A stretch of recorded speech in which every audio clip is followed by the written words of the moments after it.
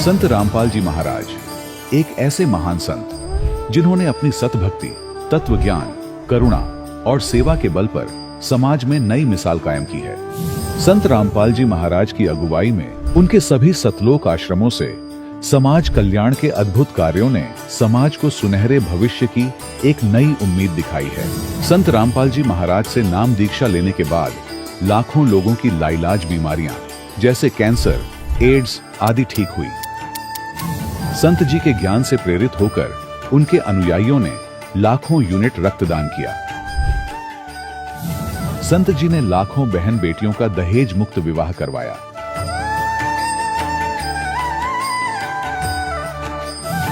संत जी ने लाखों लोगों का नशा छुड़वाया, करोड़ों उजड़े परिवार बसे। संत जी के आश्रमों में समागम के दौरान निःशुल्क नेत्र चिकित्सा, दंत चिकित्सा प्रदान की जाती है। संत रामपाल जी महाराज द्वारा समय समय पर पर्यावरण संरक्षण के उद्देश्य से बड़े स्तर पर वृक्षारोपण किया जाता है। संत जी ने जरूरतमंदों को तत्काल राहत पहुंचाने के लिए एम्बुलेंस सेवा शुरू की। संत जी अपने अनुयायियों को देहदान के लिए प्रेरित करते हैं, जिससे मानवता की सेवा और चिकित्सा क्षेत्र में सुधार हो सके। संत रामपाल जी महाराज के सभी आश्रमों में हर रोज निःशुल्क भंडारा आयोजित किया जाता है, जहां हर वर्ग, हर जाति और हर धर्म के लोग एक साथ बैठकर भोजन करते हैं।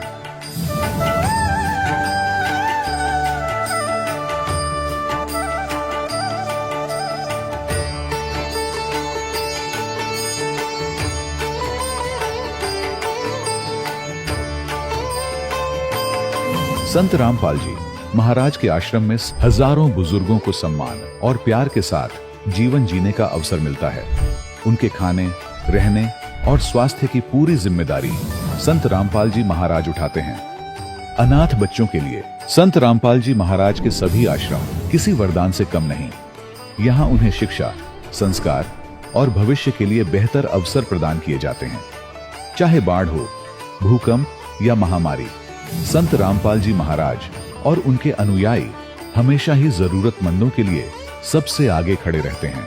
कोविड महामारी के दौरान संत रामपाल जी महाराज के आश्रमों से करोड़ों लोगों के लिए भोजन, दवाइयां और जीवन रक्षक सामग्रियां उपलब्ध कराई गई। चाहे गरीब की मदद हो या किसी शोषित और पीड़ित वर्ग के हक और सम्मान की लड़ाई, संत रामपाल जी महाराज ने हमेशा ही उनकी दबी आवाज को सरकारों तक पहुंचाया है और उन्हें उचित न्याय दिलवाने में अहम भूमिका अदा की है।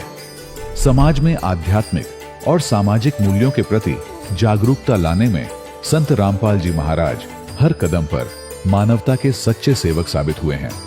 संत रामपाल जी महाराज का जीवन हमें सिखाता है कि सच्ची सेवा वही है जो निस्वार्थ भाव से की जाए। आइए हम भी इस महान सेवा के कार्य में इस महान संत से जुड़ें और संत रामपाल जी महाराज से नाम दीक्षा लेकर अपने जीवन को धन्य बनाएं।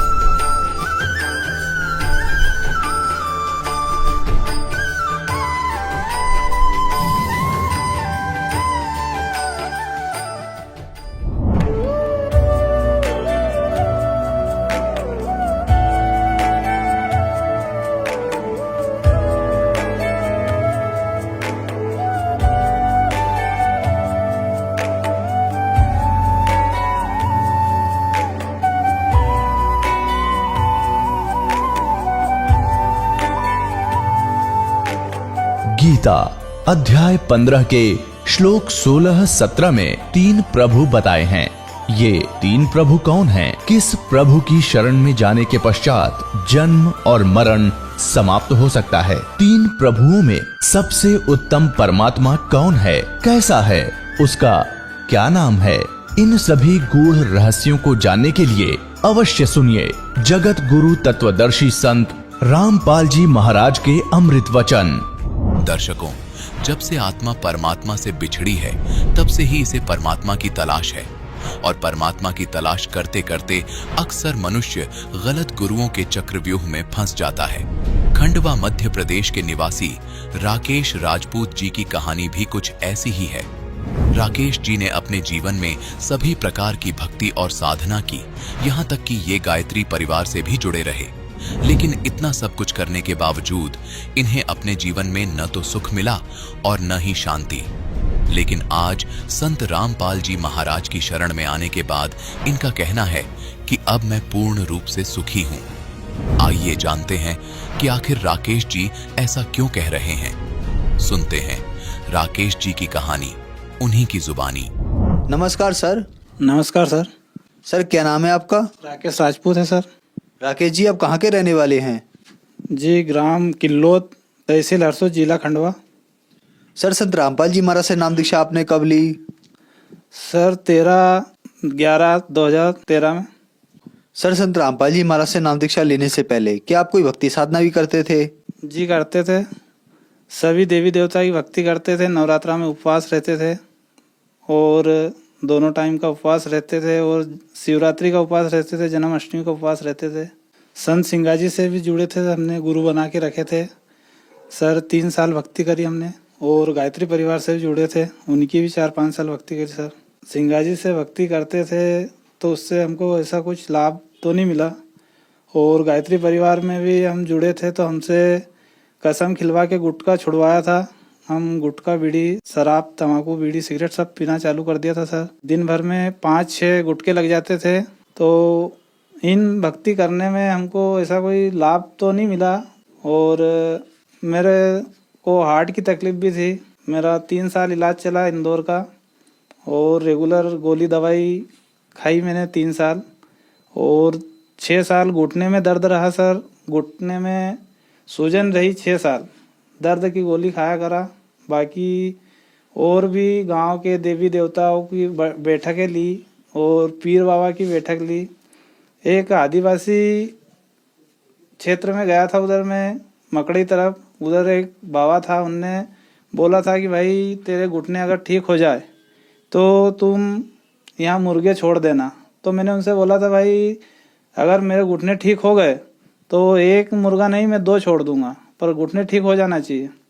तो भगत जी उनसे भी लाभ नहीं मिला। फिर एक दूसरा बाबा के पास गया तो उनने इंग्लिश में गोली दवा लिख के दी। तो गोली दवा में कुछ नहीं, एक दर्द की गोली लिखी थी और रूही करके, एक रूह करके तेल आता है, वो तेल मालिश के लिए दिया था। तो उनसे भी कुछ लाभ नहीं मिला। सर आपने बताया कि आप देवी देवताओं की पूजा करते थे, फिर आप अपने कोई लोकल गुरु सिंगा सिंह जी महाराज के पास गए, उनको गुरु बनाया और गायत्री परिवार में भी आप गए, वहाँ आपने 4-5 साल बिताए। इन सब भक्ति साधनाओं से आपको कोई लाभ नहीं मिला बल्कि हानि हुई। तो फिर संत रामपाल जी महाराज की शरण में आप कैसे आए? भगत जी हमारे यहाँ एक किशोर भगत जी थे, संत रामपाल जी महाराज से उन्हें नाम दीक्षा ले रखी थी। 1 महीने पहले उनने नाम दीक्षा ली थी और फिर वो हमें मिले तो बताया कि भगत जी आप चलो वहाँ संत रामपाल जी महाराज के पास, आपको अगर नाम दीक्षा लेना हो तो ले लेना, देख के आओ, घूम फिर के आओ। अब भगत जी ने हमको आश्रम लेके गए। आश्रम गए जब तक संत रामपाल जी महाराज की तरफ से गाड़ी भी लगी थी। फिर मैं अंदर गया। संत रामपाल जी महाराज की दया से ऐसा महसूस हुआ कि मेरी अंतर आत्मा संतुष्ट हुई। तो मेरे को ऐसा लगा कि हाँ कुछ अपने को राहत मिलेगी। फिर मैंने नियम पढ़े। नियम पढ़ने के बाद में भगत जी मेरे को ऐसा लगा कि अब नाम दीक्षा ले लेना चाहिए। फिर वहाँ नाम दीक्षा ली। सर हमने सुना है कि जो भी श्रद्धालु संत रामपाल जी महाराज से नाम दीक्षा लेते हैं उनको कोई ना कोई लाभ अवश्य होते हैं, चाहे वो आध्यात्मिक हो, शारीरिक हो, भौतिक हो या मानसिक हो। तो क्या संत रामपाल जी महाराज से नाम दीक्षा लेने के बाद आपको भी कुछ लाभ प्राप्त हुए? सर संत रामपाल जी महाराज से नाम दीक्षा लेने के बाद में मेरे को अनेकों लाभ हुए। मेरे को हार्ट की तकलीफ थी पहले तो मैंने हरदा दिखाया। वीरेंद्र अग्रवाल है डॉक्टर, उनने बोला कि आपको इंदौर जाना पड़ेगा। इंदौर गया। इंदौर में यहाँ की जगह पूरी मेरी इंदौर में राष्ट्रीय हॉस्पिटल है, डॉक्टर रोशन रॉय को दिखाया। उनने बोला कि आपकी जांचें होगी। जांचें पूरी उन्हें करी तो उनने बोला कि आपके यहाँ नस में खून जम गया है, तो आपको जीवन भर खून पतले करने की गोली और ब्लड प्रेशर की गोली खाना पड़ेगा। तो भगत जी मेरे को गोली लिख के दी और मैंने गोली खाना चालू करी। 3 साल गोली खाई मैंने। तो संत रामपाल जी महाराज से नाम दीक्षा लेने के बाद में मेरी हार्ट की तकलीफ भी खत्म हो गई। गोली दवा भी सर बंद कर दी मैंने। 2000 का ट्रीटमेंट आता था महीने भर का, तो मेरी गोली दवा भी बंद हो गई और बाईस सर्जरी करने की बोला था डॉक्टर ने कि बाईपास सर्जरी करना पड़ेगा। तो वो सर्जरी से संत रामपाल जी महाराज ने बचा दिया मेरे को। ये हार्ट की रिपोर्ट है, आप देख सकते हैं।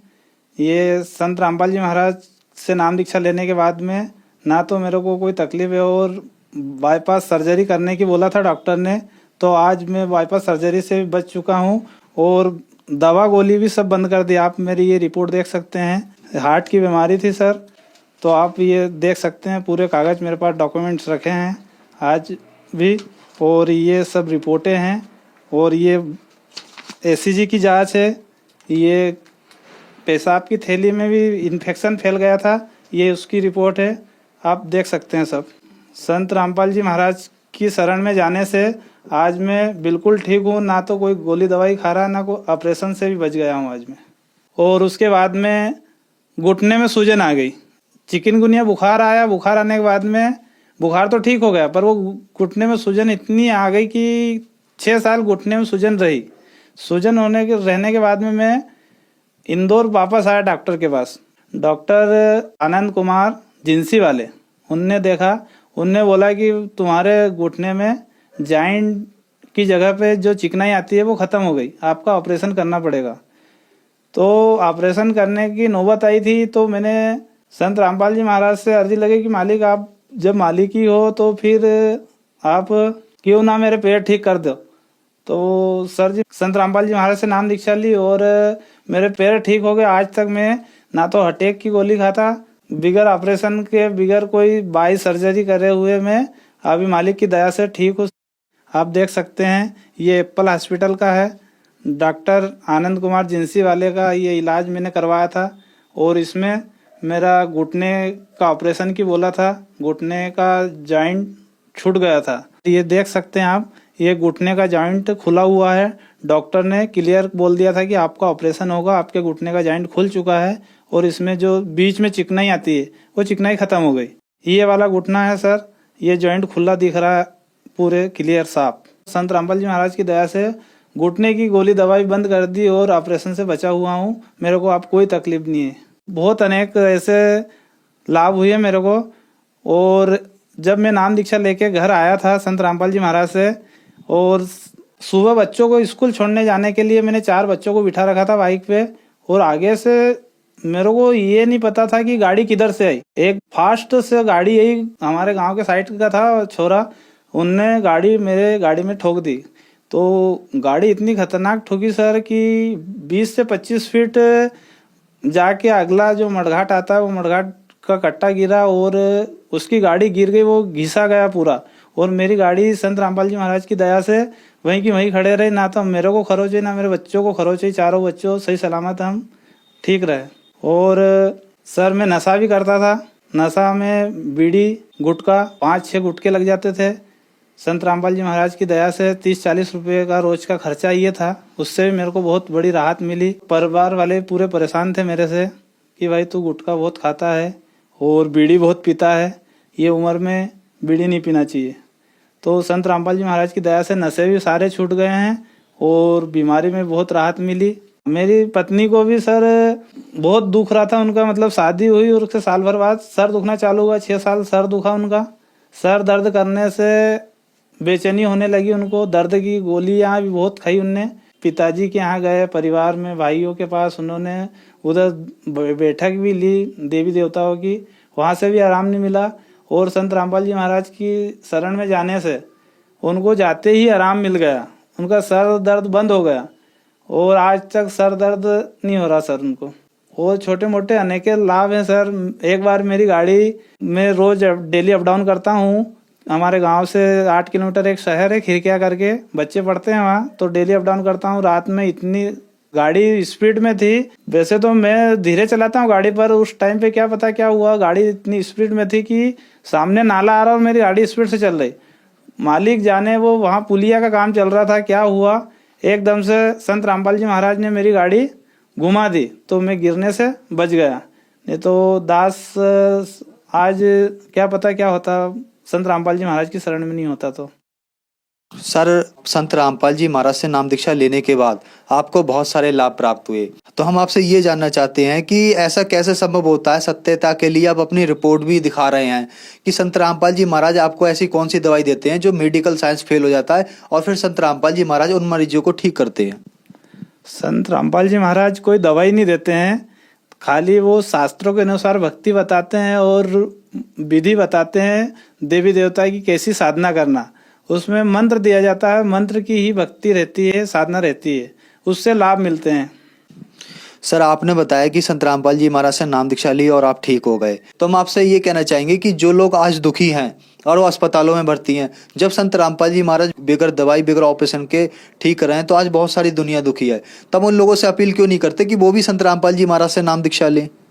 जो भी श्रद्धालु मेरे को सुन रहे हैं उनसे मेरा हाथ जोड़ के निवेदन है कि आप संत रामपाल जी महाराज का सत्संग सुने और आप हर गांव में हर तहसील में पुस्तक सेवा होती है, आप पढ़े लिखे हो तो पुस्तक भी ले सकते हो और पुस्तक पढ़ के सृष्टि की रचना ज्ञान संत रामपाल जी महाराज का जो दिया है उसको पढ़ो, तो आपको पुस्तक पढ़ने से भी लाभ हो सकते हैं। तो आप पहले पुस्तक पढ़ो, सत्संग सुनो, पहले तो मन की संतुष्टि होगी और आपके पूरी बीमारी भी और पूरा परिवार सुखी रहेगा, आपकी बीमारी भी जा सकती है अगर साधना श्रद्धा शास्त्रों के अनुसार आप करोगे, संत रामपाल जी महाराज के नियम और उनकी जो साधना है उसके अनुसार।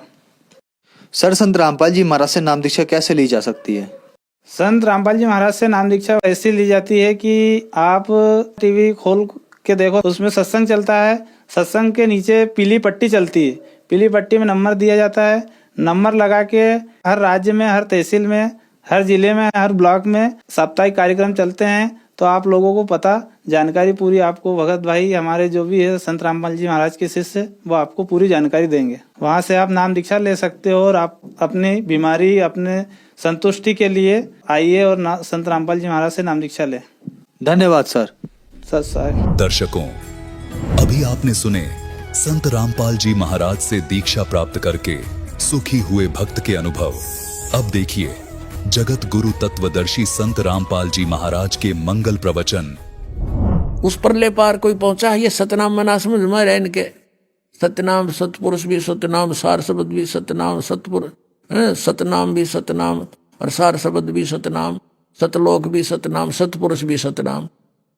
बता, ये इन्होंने परमात्मा जान लिया क्या? इन्होंने परमात्मा पहचाना? कहते सतपुरुष जिन जानिया सतगुरु जा का नाम। तो ये सतगुरु भी कोई नहीं, उन्हें सतपुरुष जाना ही नहीं, ये निराकार बतावे और परमात्मा कहते हैं वह साकार है।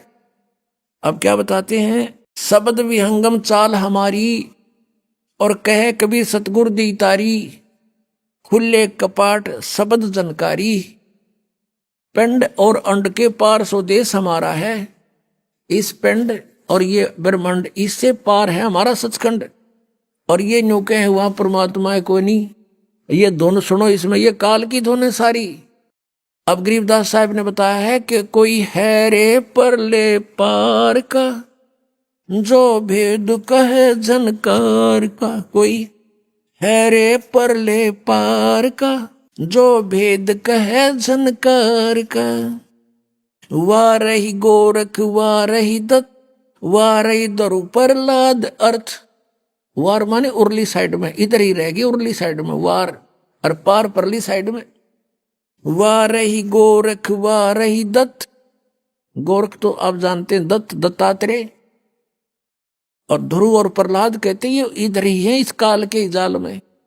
वार ही गोरख वार ही दत्त, वार ही ध्रुव प्रहलाद अर्थ। वाह रही सुखदेव वाह रही व्यास, वाह रही पाराशर प्रकाश। वाह रही दुर्वा सादर वेश, वाह रही नारद सारद शेष। वाह रही भरतरी गोपी चंद, वाह रही सनक सनंदन बंद। वार माने उरले ही साइड में, वार ही इधर ही।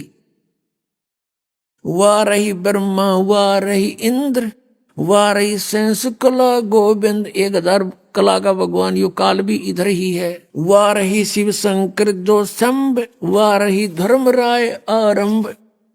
ये तुम्हारा शिव शंकर भी वार ही है, तुम्हारा शंभु, और धर्मराय भी वार ही है। वारही धर्मराय धरधीर परम धाम पहुंचे कबीर। रग यजुसाम अथर्ववेद परम धाम नहीं लहा वेद। अब चारों वेदों में परम धाम, सतधाम, सतलोक, धूलोक, इन सब का वर्णन है, लेकिन इसके आधार से उस परमात्मा को किसी ने पाया नहीं। ये वेद भी परमात्मा ने ही वेदों में दे रखा है। अलल पंख अगाध भेव जैसे कुंज सुरती सेव। वार पार थे हाने था गरीबदास निर्गुण निगाह। अब गरीबदास जी कहते हैं, गरीबदास साहब जी को परमात्मा मिले जैसा आपको बताया, सचखंड में लेकर गए, फिर वापस छोड़ा। आंखों देखा हाल लिखा भगवान का, और परमेश्वर ने स्वयं बताया है, अवधू अवगत से चल आया, कोई मेरा भेद मरहम ना पाया। ना मेरा जन्म ना गर्भ बसेरा, बालक हो दिखलाया। काशी नगर जल कमल पडेरा, ता जुलाए न पाया। मात पिता मेरे कुछ नाही, ना मेरे घर दासी। जुल्हे का सुत आन कहाया, जगत करे मेरी आसी। पांच तत्व का धड़ नहीं मेरे, मैं जानू ज्ञान अपारा। सतस्वरूपी नाम साहिब का ओहे नाम हमारा। अदर दीप गगन गुफा में ता निज वस्तु सारा। तेरा ज्योत स्वरूपी अलख निरंजन, धरता ध्यान हमारा। हाड चाम लहू ना मेरे, कोई जाने सतनाम उपासी। तारण तरण अभय पद दाता, मैं हूं कबीर अविनाशी। अब के बताया, भगवान ने स्वयं आकर कहा कि अब धू गोरखनाथ से बात हुई थी परमात्मा की, और उसको सिद्धि में भी फेल कर दिया था, उसकी सिद्धि निष्क्रिय कर दी थी। ज्ञान से परिचित कराया, तब समझ गए वो। तब उन्होंने पूछा, आप कौन हो, कहां से आए हो? तो स्वयं बताया कि अवधू अब अवगत से चल आए। अविगत जिस स्थान को कोई नहीं जानता परमात्मा कबीर जी के अतिरिक्त, उस सचखंड सतलोक से। और मेरा भेद मर्म नहीं पाया, ना मेरा जन्म ना गर्भ बसेरा। मैं बालक बने दिखलाया, बालक बनकर प्रकट हो गया। और काशी नगर जल कमल पर डेरा, तहां जुलाहे न पाया। मात पिता मेरे कुछ नहीं, मेरे माँ बाप नहीं है, मेरा जन्म नहीं हुआ, और ना मैंने कोई स्त्री ग्रहण करी, मेरे घर दासी यानी पत्नी नहीं है। जुल्हे का सुत आने कहाया, जगत करे मेरी हंसी। मजाक बना रहे मेरा दानक दानक कह के। कहते थी कोई पिछली इस पुण्यात्माओं के साथ मेरे कोई वचन हुए थे, जिस कारण से मैं इनके घर बालक रूप में आया हूं। पांच तत्व का धड़ नहीं मेरा। यजुर्वेद अध्याय नंबर 40 के मंत्र नंबर 8 में कहा है कि शुक्रम अकायम सप्रियागात, यानी समर्थ सशरीर परमात्मा है सबसे पहले। और शुक्रम अकायम अवर्णम असनाविरम अपाप विद्दम कबीर मनीषी स्वयंभू परिभू। ओए होए, अब यहाँ ये अज्ञानियों ने एक अकायम शब्द से परमात्मा को निराकार सिद्ध करने की चेष्टा की, लेकिन ये शुक्रम अकायम असनाविरम क्यों लिखे? और फिर स्वयंभू कहा, निराकार है तो स्वयंभू की आवश्यकता थी लिखने की। और अकायम था, अकायम शब्द लिख देते। शुक्रम अकायम असनाविरम अवर्णम। उस परमात्मा का शरीर हमारे जैसे नाड़ी आदि जोड़ जुगाड़ से नहीं बना, और पिता के संयोग से शुक्र से नहीं बनाइए। शुक्रम अकायम है, शुक्र से बना हुआ वाली काया नहीं है, नाड़ी भी नहीं उस परमात्मा के शरीर में। शरीर हमारे जैसा एक तत्व से बना, नूर से।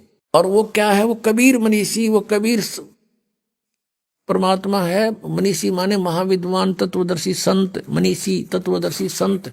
वो कबीर जी स्वयंभू, स्वयं प्रकट होते हैं। स्वयं प्रकट होना फिर निराकार की तरह का, जो स्वयंभू लिख दिया। और परिभू, सबसे पहले प्रकट पुरुष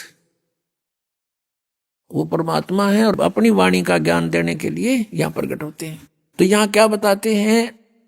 अदर द्वीप गगन गुफा में ता निज वस्तु सारा। गोरखनाथ से कह रहे हैं भगवान तेरा ज्योत स्वरूपी अलख निरंजन धरता ध्यान हमारा। क्योंकि ये आपने देखा नाथ पंथाले का आलोक निरंजन, हमारे गांव में था एक नाथों का डेरा है अभी भी, वो बाबा आया करता है का आलोक निरंजन। अब हमने के बेरा था काल ले आंडा है, ये पता चलिया आंधे काल का नाम ले अलख निरंजन आटा गालियो माई। तो ये इस अलख निरंजन ने सुप्रीम पावर मान रहे हैं। परमात्मा कहते हैं तेरा ज्योत स्वरूपी अलख निरंजन धरता ध्यान हमारा। हाड चाम लहू ना मेरा शरीर हाड चाम से नहीं है। और कोई जाने सतनाम उपासी, यानी मेरे से परिचित व्यक्ति ही उस सतनाम का जाप करने वाला मुझे पहचान सकता है। और तारण तरण अभय पद दाता मैं हूं कबीर अविनाशी।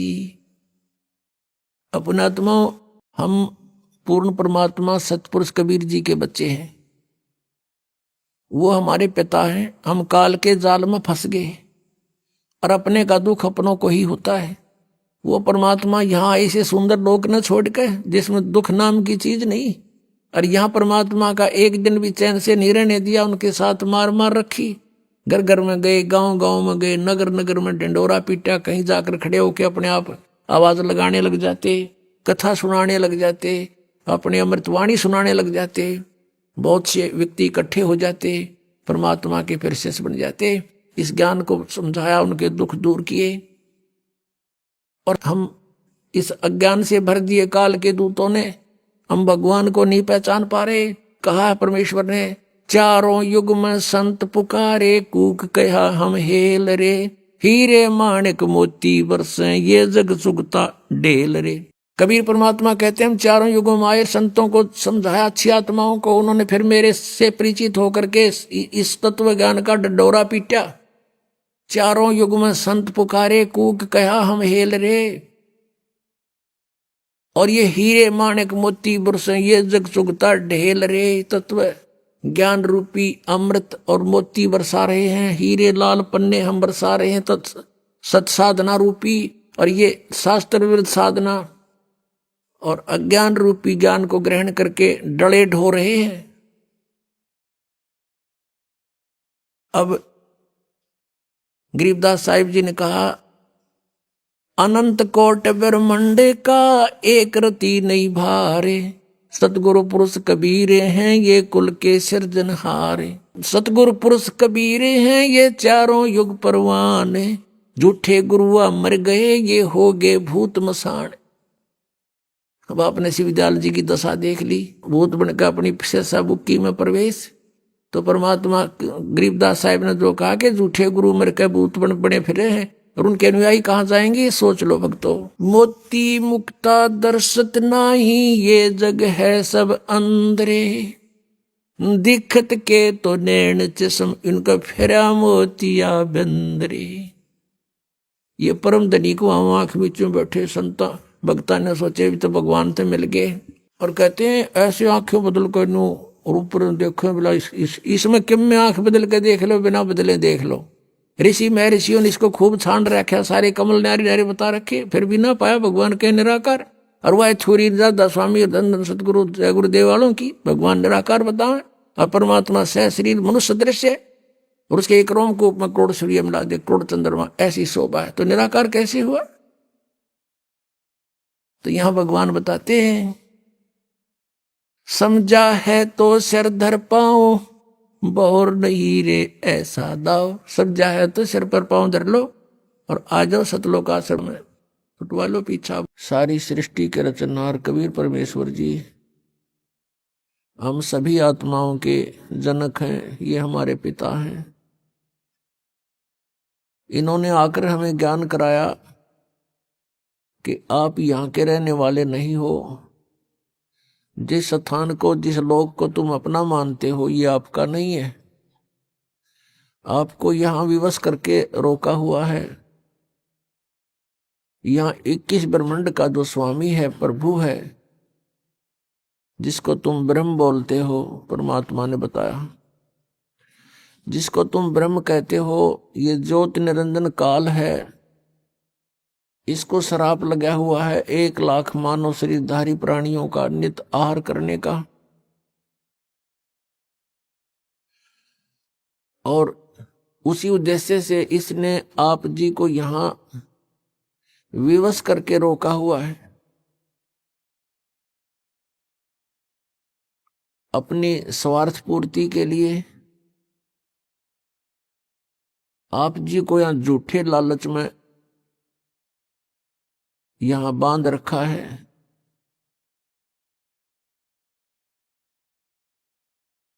और जन्म और मृत्यु का यहां का विधान बनाकर आप जी को उसी कोल्हू में पीड़ रहा है।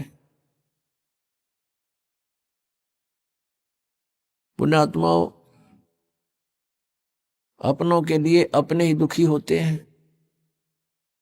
यहां आप देख रहे हो क्या दुर्दशा है प्रत्येक प्राणी की। किसी को कोई कष्ट है, किसी को कोई कष्ट है।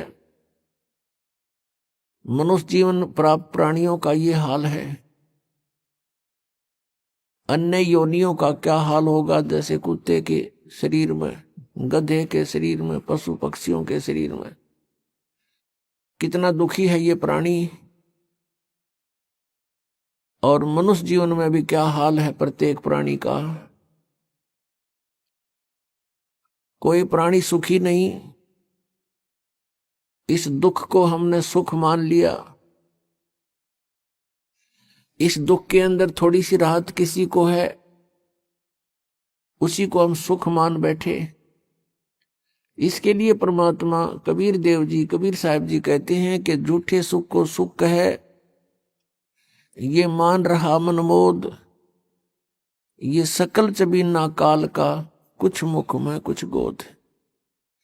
परमात्मा कहते हैं कि सभी काल आहार है ये जो इसने 21 ब्रह्मांड में आपको उत्पन्न किया हुआ है। अपनी उदर पूर्ति के लिए ये सब कुछ किए हुए हैं। आप जी इसके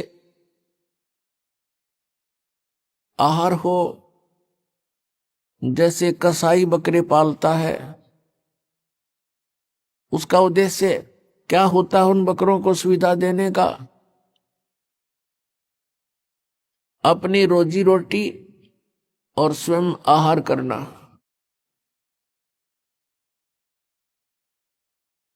उन बकरों के लिए, बकरियों के लिए वो कितनी सुविधाएं करता है।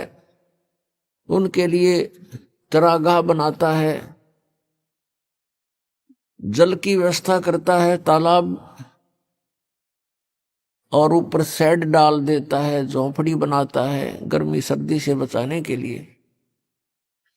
उन सुविधाओं को देखकर वो बकरे वो समझते हैं कि ये हमारा मालिक बड़ा दयालु है, इसने हमें बहुत सुविधा दे रखी है।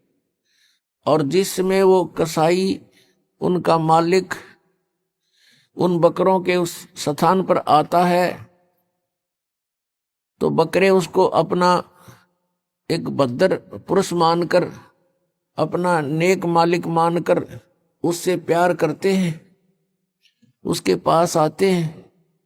कोई तो ऐसे पैरों को उठाकर उसको प्यार देना चाहता है, सीने से लगाना चाहता है बकरा, और कोई उसको चाटता है मुंह जिह्वा से एक प्यार जताने के लिए।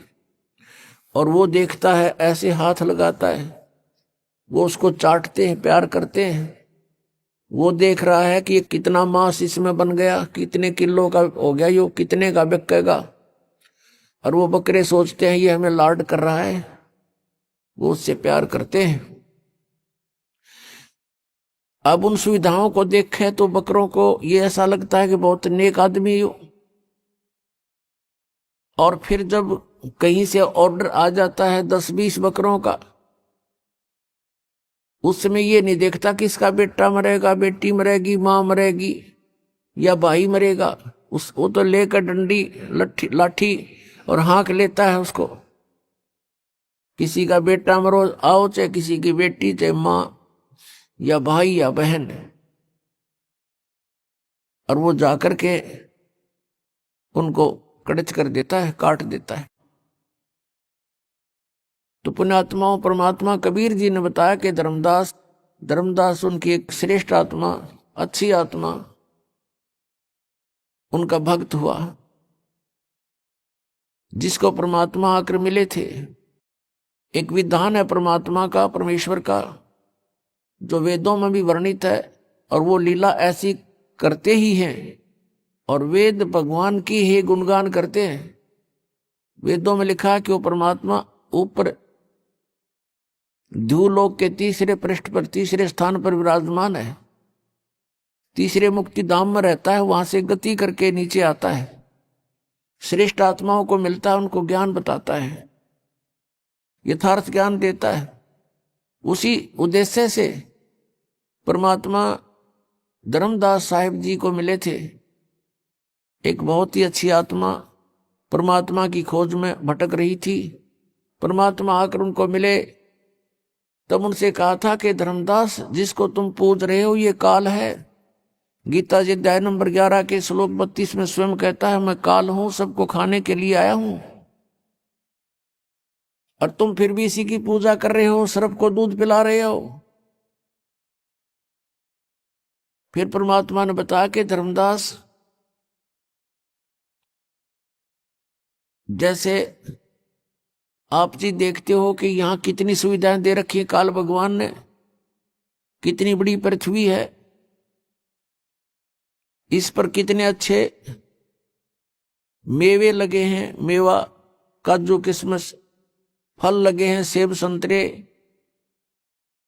और कनक, गेहूं, चना, बाजरा, ज्वार, मकई, और फिर कभी वर्षा हो जाती है, झरने बह रहे हैं, दरिया बह रही है, नीचे जमीन में शीतल जल, मीठा जल भर रखा है। इन सुविधाओं को देखते हैं, शीतल हवा चल रही है, सूर्य उदय हो रहा, अस्त हो रहा है। इन सुविधाओं को देखते हैं तो ऐसा लगता है कि कितनी अच्छी सुविधा हमें भगवान ने दे रखी है।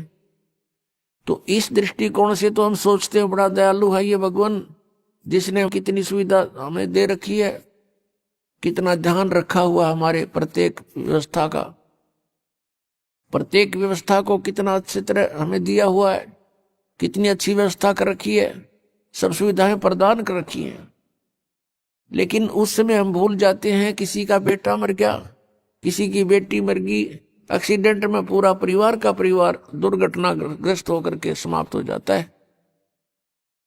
तो कहां गई फिर इसकी दयालुता? उस समय हम याद भी नहीं करते कि भगवान होता है ऐसे जुल्म किया करता है, क्योंकि हम ऐसे लोक में रह रहे हैं, इस गंदे लोक में रह रहे, यहां पर ये सदा बना रहेगा, जन्म और मृत्यु, इस तरह की घटनाएं सदा बनी रहेंगी। उसके लिए परमात्मा ने कहा कि एक और स्थान है सतलोक, सचखंड। उस सतलोक में जाने से तुम्हारी ये सब समस्याओं का समाधान होगा। यहां परमात्मा कहते हैं कि मैं रोए तू सृष्टि को, और सृष्टि रोए मोहे, गरीबदास इस वियोग को समझ नहीं सकता कोई। परमात्मा अपनी लीला करता है, अच्छी आत्माओं को मिलता है, उनको ज्ञान देता है। उन्हीं में से, उन अच्छी आत्माओं में से आदरणीय गरीबदास साहिब गांव छुड़ानी, जिला दद्दर, हरियाणा वाले हैं, और उनको भगवान मिले, सतलोक लेकर गए, सचखंड दिखाया, सब व्यवस्था दिखाई, ब्रह्मा विष्णु महेश के लोक दिखाए, धर्मराज का स्थान दिखाया, और जहां प्राणी नरक में दुख पा रहे थे वो स्थान दिखाया। यहाँ का नकली स्वर्ग, महास्वर्ग दिखाया। यहाँ के नकली कंस्ट्रक्शन कर रखी है, इस काल ने अपनी दुर्गा शक्ति से करवा रखी है। नकली सतलोक, अलखलोक, अगमलोक, नामी लोक नकली ब्रह्मलोक में बना रखे हैं, वो भी दिखाए। और जहां बैठकर 1 लाख मानव शरीरधारी प्राणियों को ये आहार करता है, वो भी दिखाया। फिर अपना सचखंड दिखाया, सतलोक दिखाया, और वहां परमात्मा को देखकर, सारी व्यवस्था को समझकर संत गरीबदास साहिब जी बड़े खुश हुए। फिर परमेश्वर ने उनको वापस भेज दिया शरीर में। उस समय गरीबदास जी के शरीर की अंतोष्टि करने की तैयारी थी। मृत जान लिया था, क्योंकि आत्मा को परमात्मा निकाल ले गए थे। चिता के ऊपर रख दिया था, तो परमेश्वर ने वापस भेज दिया, तभी वो चिता पर ही हलचल हो गई। नीचे उतर आए, उठकर चल पड़े, परमात्मा की आंखों देखे, उस व्यवस्था का गुणगान करने लगे अपनी अमृतवाणी में। परमेश्वर कबीर जी ने गरीबदास साहिब जी के आत्मा में, अंतःकरण में ये ज्ञान भर दिया था जो उन्होंने बाद में बोला। तो यहां बताया है कि मैं रोवत हूं सृष्टि को, गरीबदास जी बता रहे हैं कबीर भगवान ऐसे बोला, और सृष्टि रोवे मोहे। गरीबदास इस वियोग को समझ नहीं सकता कोई। मैं तुम्हारे लिए भटक रहा हूं, कबीर परमेश्वर जी कहते हैं, और तुम मुझे ना पहचान कर इस काल के ही भगवानों से तुम चिपके हुए हो, और मुझे नहीं पहचान रहे, और तुम मुझे खोज रहे हो, तुम मुझे ढूंढ रहे हो, लेकिन मुझ तक ना पहुंचकर इन काल के ही, इन अवतारों तक तुम वहीं चिपके रहते हो, क्योंकि तुम्हें ज्ञान नहीं। अब मैं ज्ञान बताने आया हूं, अब तुम सुनते नहीं। तो परमात्मा ने क्या बताया है? मानुष जन्म दुर्लभ है, मिले न बारंबार, तरवर से पत्ता टूट गिरे, वो बहोर न लगता डार। राम रटत कन्या भली, साकेट बलो न पूते, छेरी के गल में गलथना, जिसमें दूध ना मूते। राम रटत दारी दर भलो, टूटी घर की छान, वो कंचन महल किस काम के, जहां भक्ति नहीं भगवान।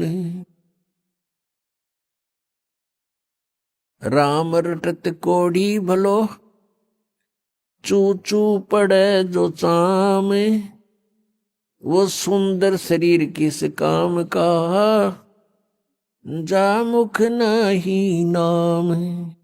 कबीर जिह्वा तो वाहे भली, जो रटे हरि नाम, नहीं तो काट फेंक दियो, ये मुख में भलो ना चाम। ये मानव शरीर परमात्मा ने हमें कल्याण कराने के लिए दिया है, मोक्ष प्राप्ति के लिए दिया है। इसका यथार्थ ज्ञान ना होने से हम दुरुपयोग करते रहे, केवल इससे अपने निर्वाह के लिए ही इसका प्रयोग करते रहे।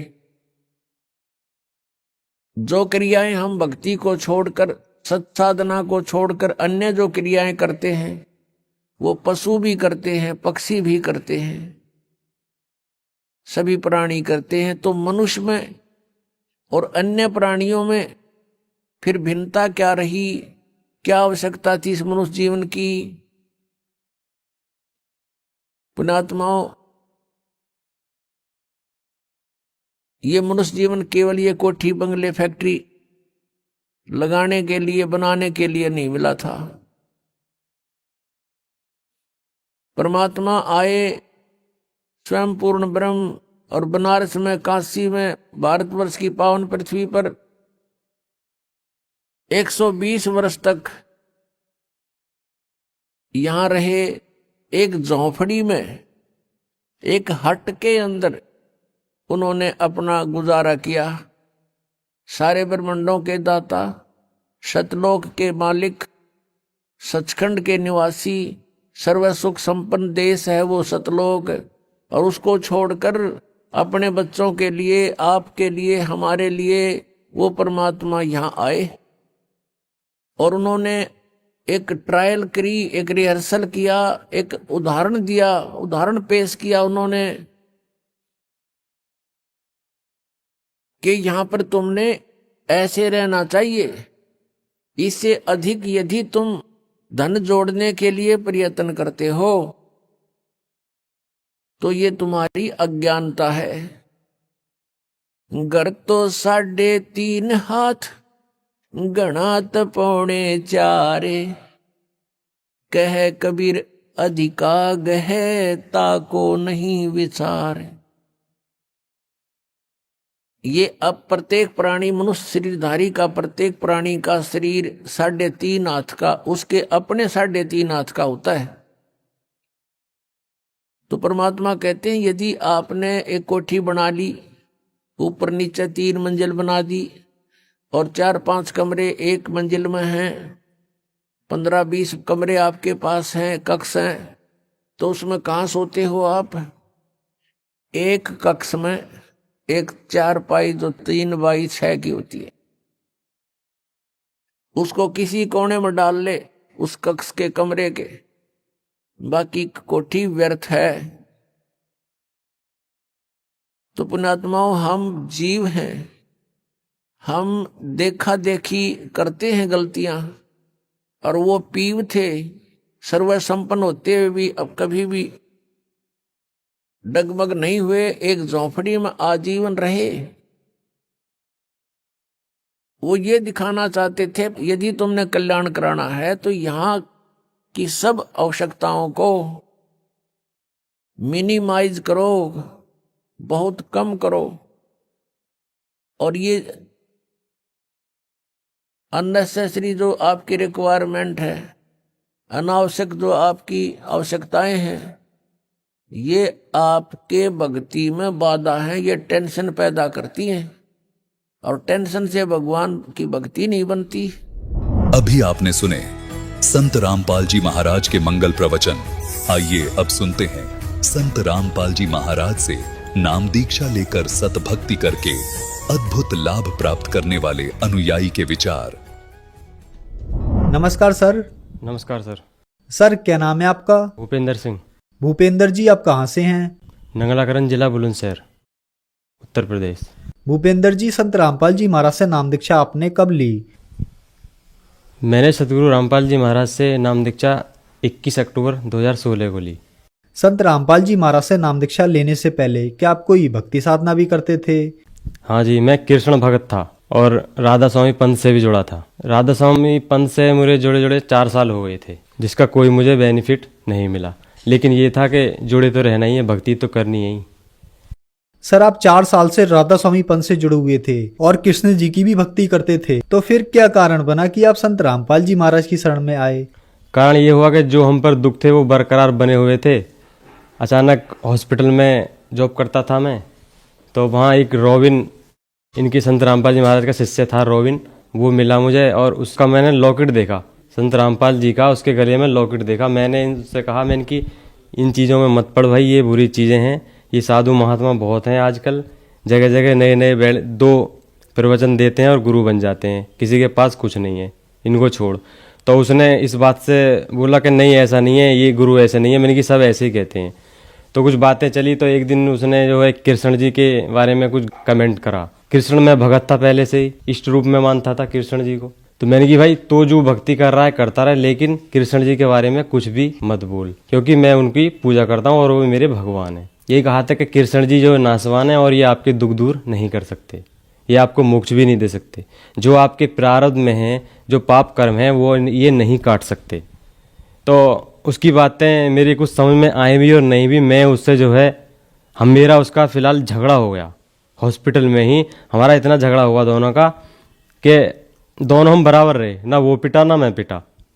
तो ये सारे हॉस्पिटल के जो सर थे, हमारे सीनियर डॉक्टर थे, वो आ गए थे वहाँ पे, भाई क्यों झगड़ रहे हो? तो मैंने कहा जी ये हमारे कृष्ण जी को ऐसा कहता है, ये किसी बाबा के पास जाता है तो जाता रहे, लेकिन कृष्ण जी के बारे में ऐसा तो मत बोल। तो वो फिर भी चुप नहीं हुआ, जो संत रामपाल जी महाराज का शिष्य था वो फिर भी चुप नहीं हुआ, कृष्ण जी के बारे में बोलने लगा। वो फिर उसने अपने मोबाइल में क्या करता था, वो अपने मोबाइल में पूरी गीता नोट किए हुआ था। उसने मोबाइल में ही गीता का श्लोक, मतलब गीता का श्लोक जो है वो दिखा दिए उसने कि देख ये कृष्ण जी क्या कह रहे हैं इस गीता में, जो भी है उसमें। मैंने की अच्छा, हमने तो गीता पढ़ी भी नहीं थी, पढ़ते थे तो उसे शौक से पढ़ते थे, जो समझ में नहीं आता था श्लोक उसे पीछे कर देते थे। मैंने ये समझ में ना रहा, अगला पढ़ेंगे।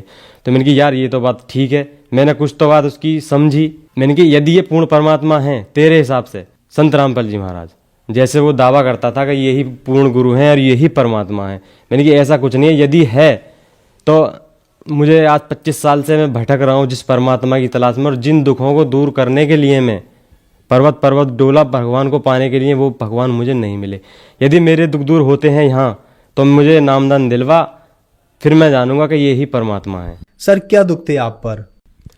सर मुझे सबसे पहले तो भूत प्रेत की समस्या थी। भूत प्रेत ऐसे थे कि वो दिखते नहीं थे, लेकिन मेरा अंदर से मुझे ऐसा शैतान बनाए रखते थे। मतलब मैं किसी की नहीं सुनता था, चाहे वो घर वाला है या बाहर वाला है, मैं अपने मन की करता था हमेशा। और किसी भी चीज़ को तोड़ फोड़ करना, और जो घर वाले कहते थे वो नहीं सुनता था, और जो दुर्व्यसन थे समाज में उनमें लिप्त रहता था। दुर्व्यसन जैसे कि मार पिटाई, झगड़े, गलत काम, पढ़ाई लिखाई नहीं करना, घर वाले पढ़ाते थे वो भी नहीं करता था मैं, तो वो सारी चीज़ें मैं करता था। और मुझे मलेरिया था, बचपन से लेके मेरे सिर में दर्द रहता था। मुझे तो नहीं पता था कि मुझे मलेरिया है क्या, ये तो डॉक्टर से जानते थे, तो मैं अलग था। तो मुझे जांच कराई डॉक्टरों ने, उसमें मलेरिया आया पॉजिटिव, दवाई हुई, इसकी इलाज कराया, लेकिन उसमें जो कोई मुझे लाभ नहीं हुआ।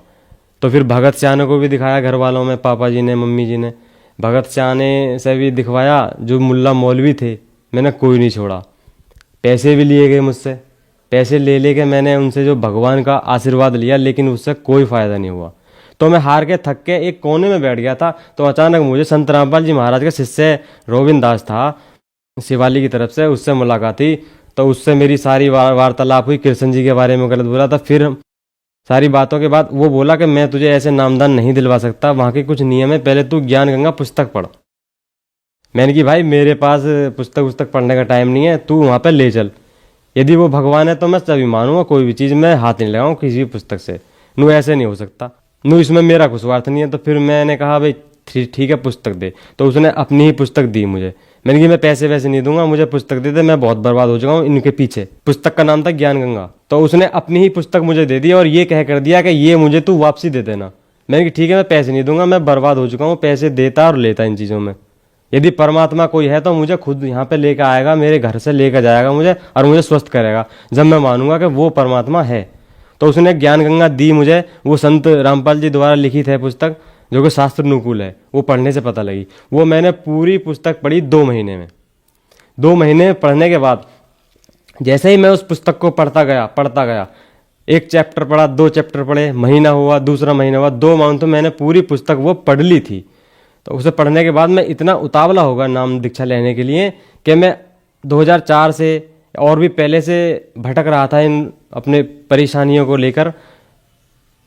परमात्मा पहले से क्यों नहीं मिले? तो उसने फिर भी मुझे नामदान नहीं दिलवाया। वो बोला अभी तू ये और बता, ये और कर। उसने बहुत सी क्रियाएं मुझसे जो समझाया बुझाया कि तू ये नहीं करेगा, तू ये करता है, वो करता है। मैंने कि पहले लेकर तो चल। तो हम नामदान सेंटर आए, ये बुलंदशहर में है नामदान सेंटर। तो वहाँ पे गए हम और हमें वहाँ पे नियम समझाए गए, जो संत रामपाल जी महाराज वहाँ नियम बताते हैं, जो भी उनके नियम हैं, कायदे हैं, वो सारे बताए गए हमें और वो हमने नियम समझे। क्या नियम थे सर? नियम ये थे कि कोई सारा कुछ एक बताऊँ, वहाँ पे नेकी के रास्ते पर चलना था।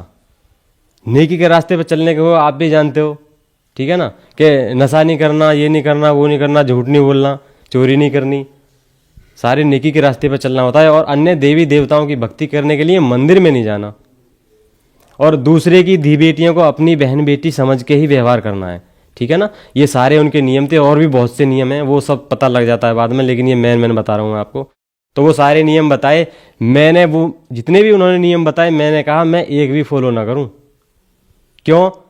क्योंकि मैं ये सारे जो नियम हैं इनके खिलाफ चलता हूँ, लेकिन इन्हें जब भी फॉलो करूँगा जब मुझे कोई लाभ होगा। तो वहाँ बताया कि आप पहले भक्ति करो, और भगत जी थे वो सेवा कर रहे थे, उनके संत रामपाल जी महाराज के शिष्य, उन्होंने बताया कि आप भक्ति करो, परमात्मा दया करेंगे।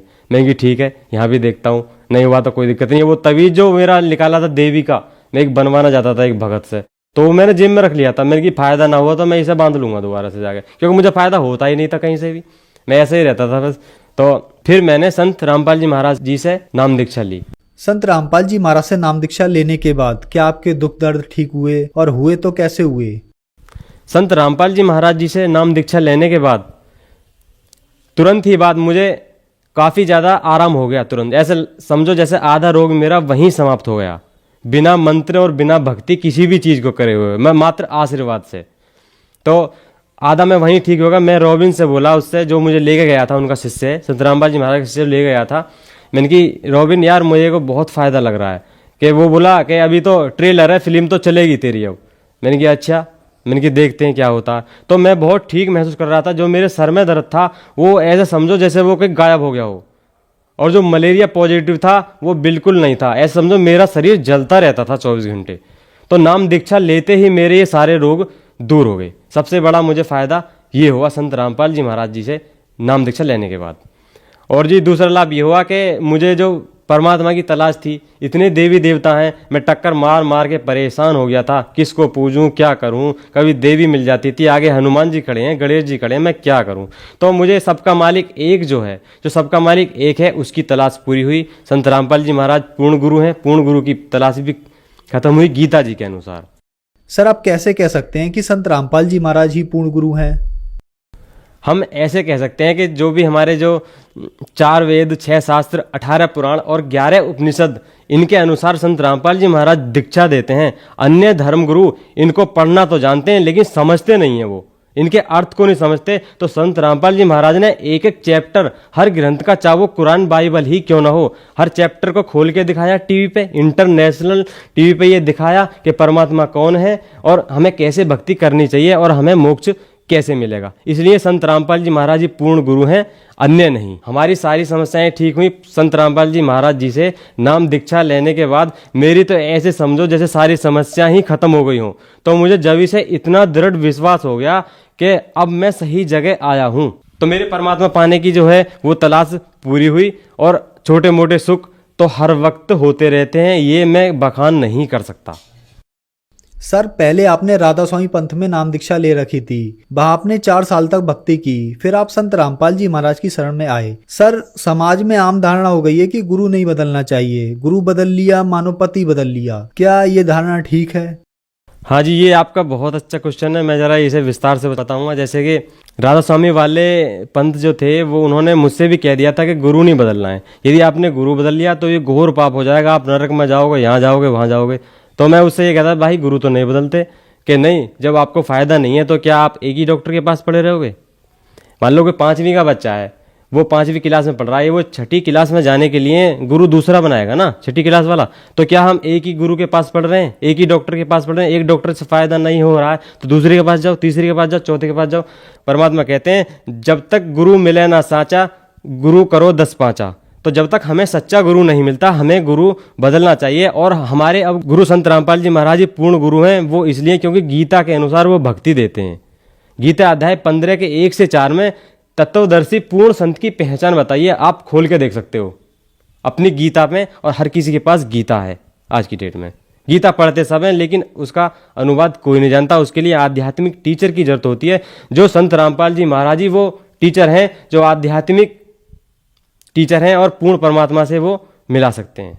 भूपेंद्र जी, संत रामपाल जी महाराज से नाम दीक्षा लेने के बाद आपको बहुत सारे लाभ प्राप्त हुए। तो जो दर्शक आज आपको टीवी पर देख रहे हैं, खास करके राधा स्वामी पंथ वालों के लिए आप क्या संदेश देना चाहेंगे? जी, मैं उनके लिए संदेश तो नहीं, प्रार्थना कर रहा हूँ हाथ जोड़ के। जैसे कि मेरे रिश्तेदारी में भी जुड़े हुए हैं काफ़ी, उनसे प्रार्थना करता हूँ यदि वो मुझे देख रहे हैं तो, कि राधा स्वामी पंथ जो है ये काल प्रेरित पंथ है, जो पूर्ण नहीं है, अपूर्ण है। ये जन्म मरण में ही रखेगा और ना ही कोई दुख दूर कर सकता है। वो राधा स्वामी पंथ के पहली बात तो कोई भी नशे के लिए मना नहीं करते, उनके कोई नियम नहीं है। 5 नाम वो काल के देते हैं, जो प्राणी कभी भी सुखी नहीं हो सकता। तो उनसे हाथ जोड़ के प्रार्थना करता हूँ कि संत रामपाल जी महाराज की शरण में आए और अपना जीवन कल्याण कराएं। भूपेंद्र जी, संत रामपाल जी महाराज की शरण में कैसे आ सकते हैं? संत रामपाल जी महाराज की शरण में फेसबुक, यूट्यूब, आजकल बहुत ज़्यादा सोशल साइट चली हुई है। संत रामपाल जी महाराज का नाम भी डालने से नेट पे हर चीज़ पे गुरुजी के सत्संग आने लगते हैं संत रामपाल जी महाराज के। और शाम को चैनल पर तो उस टीवी के नीचे पीली पट्टी चलती है, उस पर नंबर आते हैं, उस नंबर पे फ़ोन लगाओ और फ़ोन करने के बाद में वो आपको आपका ही नज़दीकी नाम केंद्र सेंटर बताएंगे। वहाँ पे जाके आप ज्ञान समझ के परिपूर्ण तरीके से नामदान ले सकते हैं। धन्यवाद सर। धन्यवाद सर।